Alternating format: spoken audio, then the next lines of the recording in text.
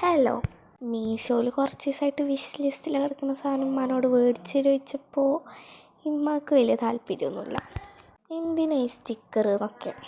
സ്റ്റിക്കറിൻ്റെ ഒക്കെ ഒരു ഇത് നമുക്കല്ലേ ഉള്ളൂ അറിയാം. അപ്പോൾ ഞാൻ വിചാരിച്ചു എൻ്റെ പൈസയും കൊണ്ട് ഇപ്പം എനിക്ക് ഇടയ്ക്ക് തരുന്ന പൈസ ഞാൻ എടുത്ത് വെച്ചിട്ട് അത് എൻ്റെ പൈസയാണെന്ന് പറയുന്ന ആ പൈസയും കൊണ്ട് നമുക്ക് സ്റ്റിക്കർ വാങ്ങാമെന്ന്.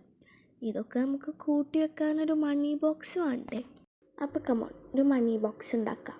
ഇത് സംഭവം ആ മണി ബോക്സില്ലേ, ഏത് ആ പൈസ ഇങ്ങനെ ഇട്ടിട്ട് വെട്ടണത്, അതാണ് ഇത്.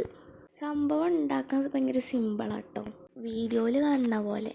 പക്ഷേ ഒരു കാര്യം പറയുകയാണെങ്കിൽ നമ്മൾ അവിടുന്ന് ഇവിടുന്ന് കിട്ടണ ചില്ലറ പൈസയൊക്കെ കൊണ്ടുപോയി കുറ്റിയിലിട്ടിട്ട് ലാസ്റ്റ് ഒരു ദിവസം അങ്ങോട്ട് പൊട്ടിച്ചിട്ട് അതിൽ എത്ര പൈസ എന്നിങ്ങനെ എണ്ണി നോക്കിയിട്ട് അത് വെച്ചിട്ട് എന്തെങ്കിലും വാങ്ങണ ആ ഒരു ത്രില്ല് ഇതിലുണ്ടാവില്ല.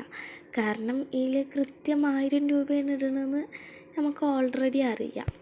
അതുകൊണ്ട് കുടുക്കല്ലേ, അതിൻ്റെ അത്രക്ക് ത്രില്ലൊന്നും ഉണ്ടാവില്ല.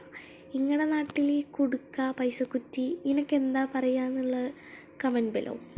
പറഞ്ഞു വന്നപ്പോഴേക്കും നമ്മളൊരു മണി ബോക്സ് ഉണ്ടാക്കിയിരിക്കണ്, സ്റ്റിക്കറൊക്കെ വെച്ച് ഡെക്കറേറ്റ് ആക്കിയിരിക്കണം കേട്ടോ.